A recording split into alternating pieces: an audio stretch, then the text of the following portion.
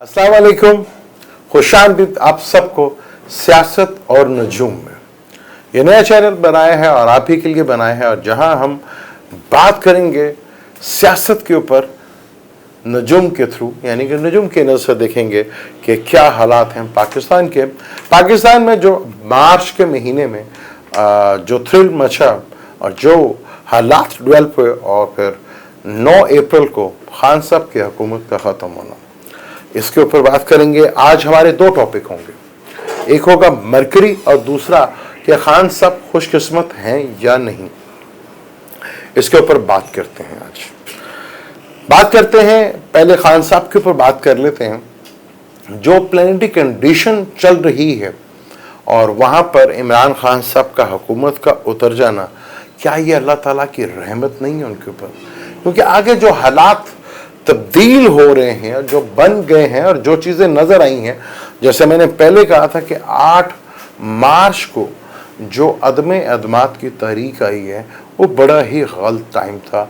अभी तक वक्त नहीं है ये गलत साबित किया कि मेरी बात सही थी, और मैं आज भी अपनी बात पे कायम हूँ कि वो टाइम सही नहीं था। आज के हालात भी इन चीज़ों को साबित कर रहे हैं। अप्रैल के महीने में बहुत बड़ी प्लानिटरी कंडीशन चेंज हुई। जुपिटर ने हाउस चेंज किया। काल पुरुष कुंडली में देखें, फलक के पहला घर को देखें तो बुर्ज हमल से होता है, तो 12वां घर जो होता है वो खर्चों का घर होता है, और वहाँ 12वें घर का मालिक 12वें घर में ही बैठा हुआ जुपिटर चीज़ों को एक्सपेंड कर देता है, इन्हें बढ़ा देता है। आपने देखा महंगाई इतनी अरूज के ऊपर चली गई है कि आपकी सोच भी नहीं।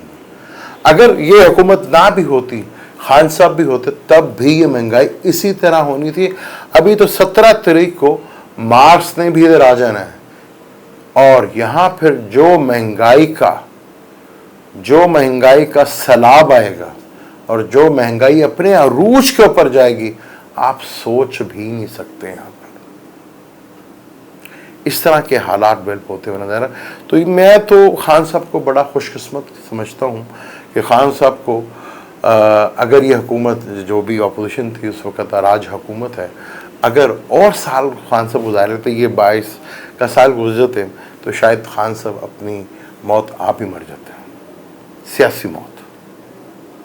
लेकिन रब का करना देखें कैसे, किस तरह उनको इतना दोबारा जिंदा कर दिया। चाहे वो अमेरिका का ख़त था, धमकी थी, चाहे हमारे यहाँ अंदर ऑपोजिशन थी या पीडीएम थी या एस्टेब्लिशमेंट थी, जो भी थी, लेकिन उन्होंने खान साहब को जिंदा कर दिया। अगर मैं यहाँ पर खान साहब को खुशकिस्मत कहता हूँ और बाकियों को मैं कहता हूँ कि उन्होंने बहुत बड़ी एक ज़िंदगी की सियासी बहुत बड़ी गलती कर बैठे, तो इसमें कोई शक नहीं है। इस तरह के हालात और प्लानिटरी कंडीशंस बनने जा रही हैं आगे, जो आप सोच भी नहीं सकते।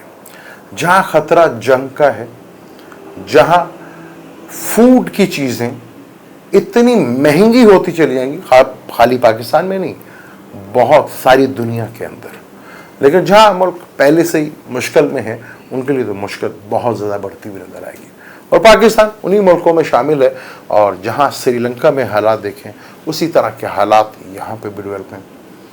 अब यहाँ खान साहब की खुशकिस्मत नहीं है क्या कि इस मुश्किल टाइम में, जो कि आगे बहुत ज़्यादा मुश्किल टाइम आ रहा है, जहाँ बरसात का बहुत डर है, जहाँ सैलाब का बहुत डर है, जहाँ बहुत ज़्यादा बारिशें होती हुई नज़र आ रही हैं, जहाँ पानी के ऊपर जंगें होते हुए नज़र आ रही हैं, जंग के माहौल बनते हुए नज़र आ रहे हैं।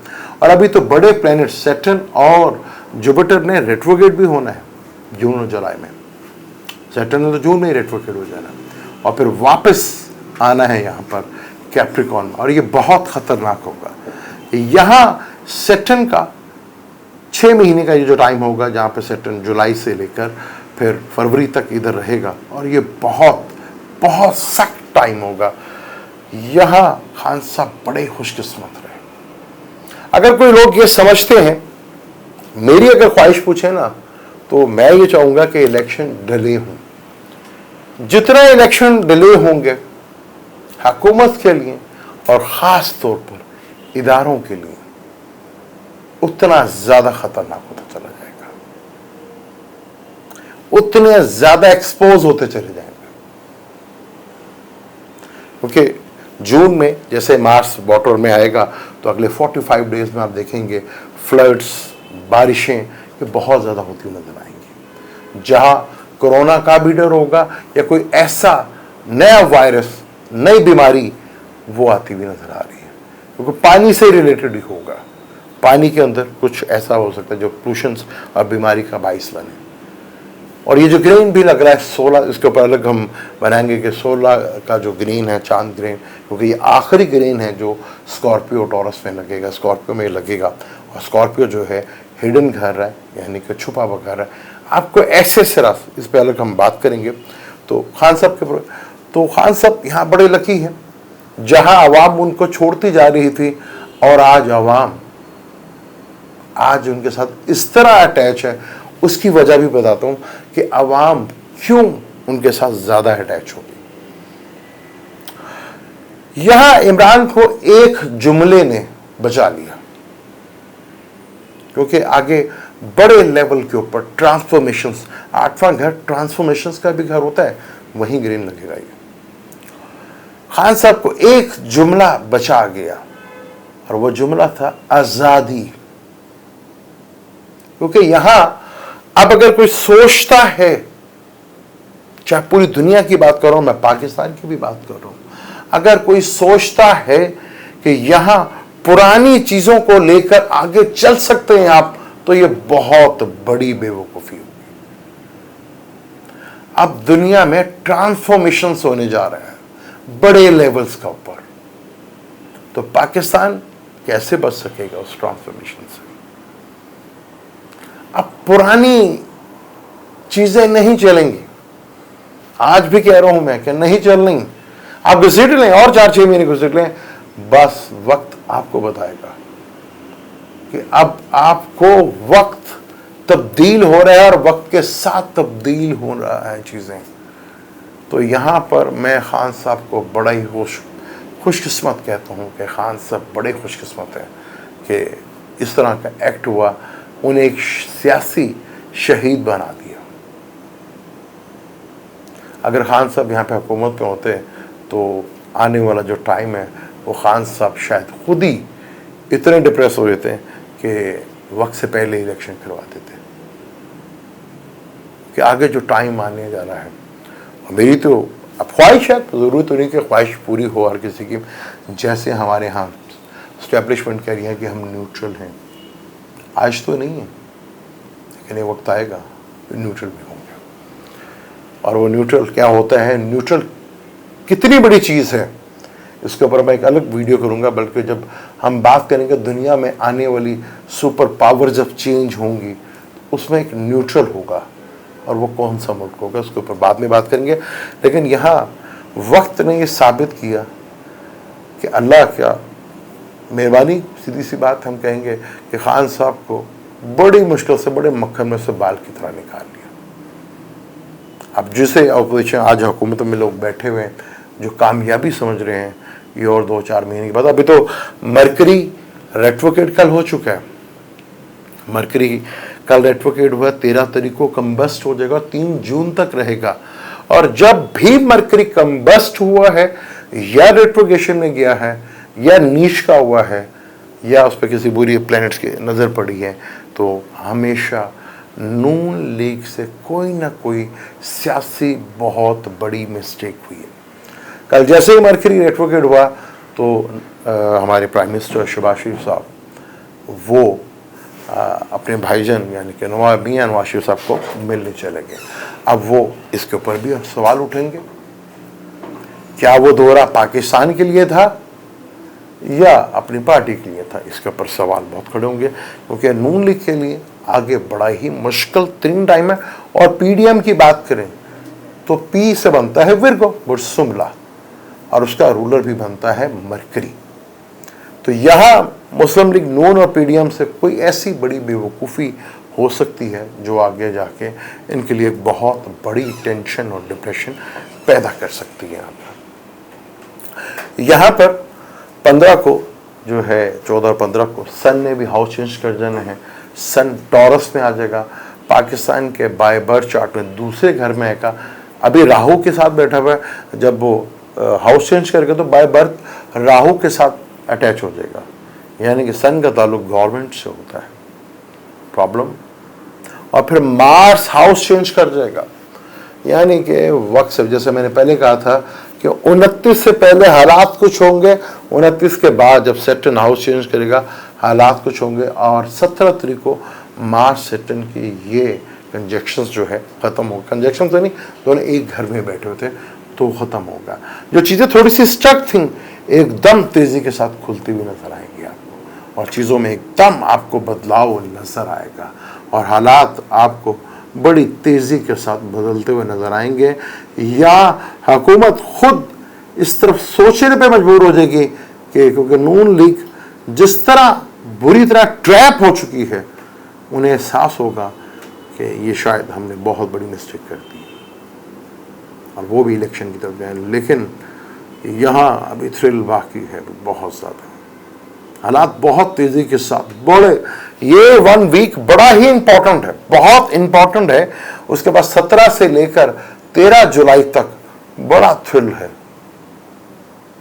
यहाँ 13 जुलाई से पहले शायद इलेक्शन हो जाए, लेकिन मेरी ख्वाहिश है कि इलेक्शन और डिले हों तो पता लग जाएगा।